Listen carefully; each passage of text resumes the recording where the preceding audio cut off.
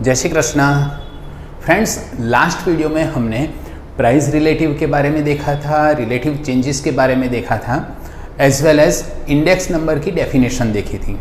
इसके साथ साथ बेस ईयर कैसा होना चाहिए वो भी देखा था। हमने जो लास्ट वीडियो में जो पॉइंट छोड़ा था वो था कि बेस ईयर सिलेक्ट करने की मेथड क्या है। तो चलिए आज हम बेस ईयर सिलेक्ट करने की मेथड देखते हैं। On the basis of the selection of base year index number हम कैसे फाइंड आउट करेंगे वो भी आज हम देखते हैं। Base year is selected in two ways, one fixed base method and another is chain base method.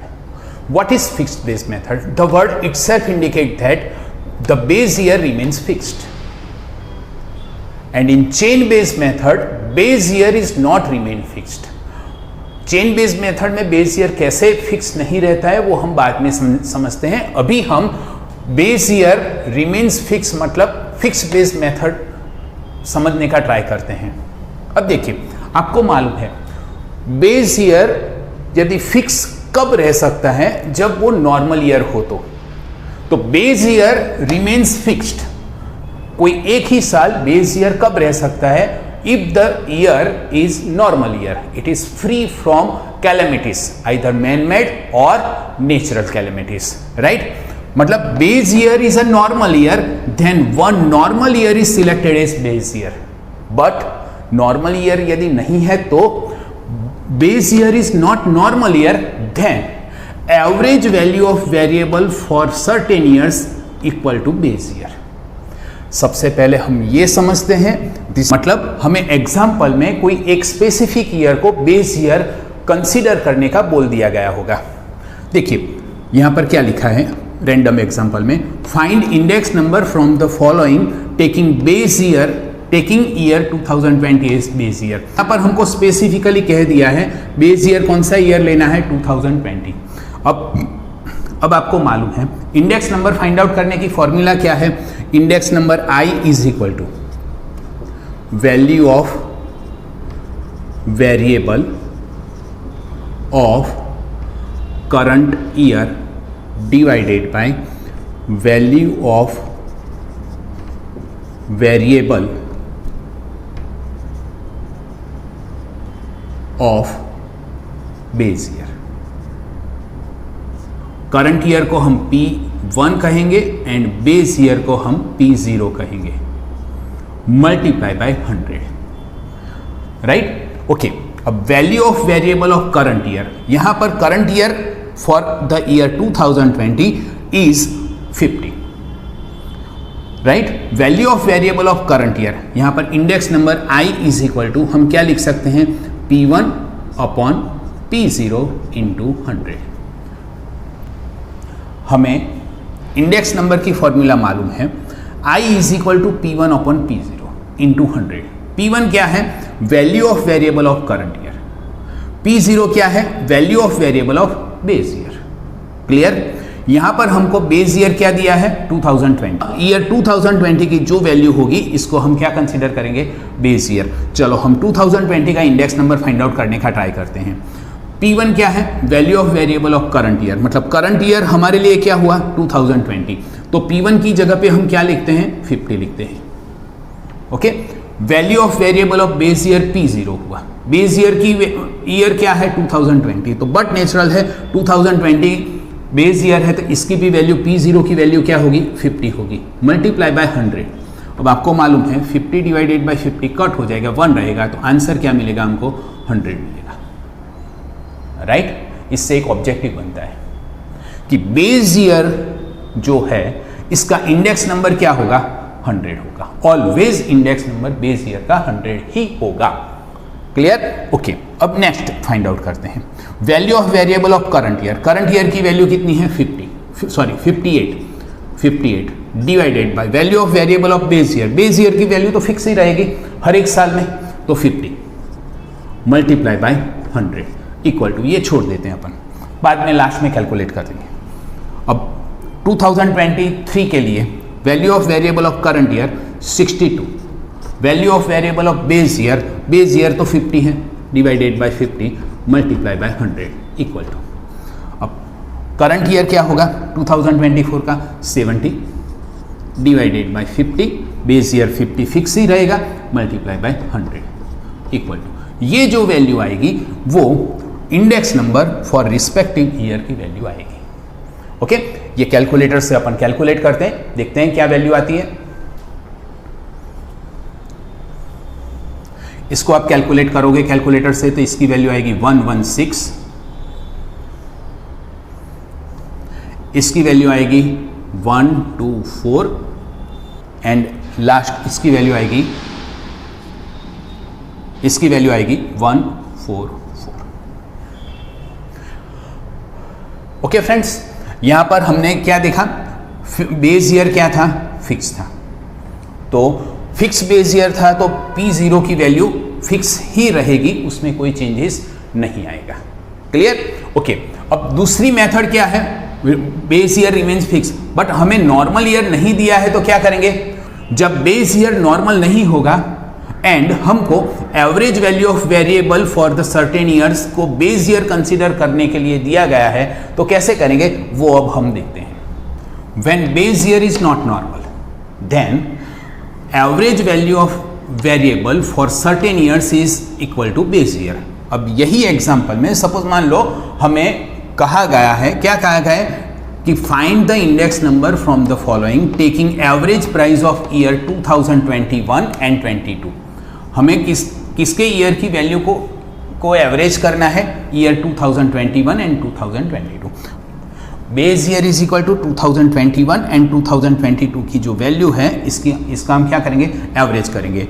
Base year is equal to 2021 की वैल्यू कितनी है 58 प्लस 2022 की वैल्यू कितनी है 62 प्लस 62 डिवाइडेड बाय एवरेज, मतलब हमने कितने ऑब्जर्वेशन लिए, 2 ऑब्जर्वेशन लिए, तो डिवाइडेड बाय क्या करेंगे 2 करेंगे। इसकी जो वैल्यू आएगी उसको हम बेस ईयर की वैल्यू कंसीडर करेंगे। क्या वैल्यू आई 60। तो अब हमारे लिए base year P0 is equal to क्या होगा, P0 is equal to always 60 होगा, मतलब यहां पर भी फिक्स्ड ही है P0 बेस ईयर की वैल्यू। अब हम index number I is equal to क्या लिखेंगे, I is equal to P1 upon P0 into 100। P1 for current year is equal to 50, right. अब यहां पर ये बेस ईयर नहीं है, राइट, इसलिए इंडेक्स नंबर की वैल्यू फॉर द ईयर 2020 100 नहीं होगी। क्यों? क्योंकि 2020 is not the base year. तो अब हम I इज इक्वल टू क्या फाइंड आउट करेंगे, बेस करंट ईयर की वैल्यू कितनी है 50, बेस ईयर की वैल्यू कितनी है 60 मल्टीप्लाई बाय 100, इसको हम छोड़ देंगे। यहां पर value of variable of current year 58 divided by value of base year 60 multiply by 100, value छोड़ दी। Value of variable of current year 62 divided by base year की वैल्यू 60 मल्टीप्लाई बाय 100 छोड़ दी। यहां पर 70 बेस ईयर की वैल्यू 60 मल्टीप्लाई बाय 100 हमने value छोड़ दी, राइट। ये हर एक वैल्यू अपन फाइंड आउट करते हैं। इसकी वैल्यू आती है 83.33, 96.67, 666 आता है तो हम उसमें एक ऐड कर देंगे 67 लिखेंगे। 62 divided bye 60 103.33 and 70 divided bye 60 116.67, 116.67।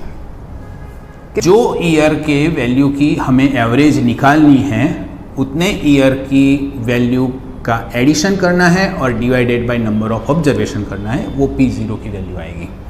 मेरे हिसाब से आपको ये मेथड समझ में आ गई होगी, ये दोनों मेथड समझ में आ गई होगी। इसके डिटेल्स एग्जांपल हम नेक्स्ट लेक्चर में करेंगे। अब हम इसके बाद चेन बेस्ड मेथड के एग्जांपल कैसे सॉल्व करते हैं वो देखते हैं। अब चेन बेस्ड मेथड में base year does not remain fixed. तो बेस ईयर क्या होगा, value of variable of preceding year is the base year, मतलब पहले ईयर की जो वैल्यू है उसको हम बेस ईयर कंसीडर करेंगे। अब देखिए friends, find the index number from the following using chain based index number from this data. हम ये जो डेटा दिया है इसमें इसका यूज करके हम chain based index number find out करते हैं। तो इंडेक्स नंबर की फॉर्मूला क्या होगी, index number I is equal to value of variable of current year divided by value of variable of base year. Base year लिख सकते हैं? नहीं लिख सकते, मैंने रॉन्ग लिखा ना। क्या लिखना चाहिए? Value of variable of preceding year. Yes, you are right.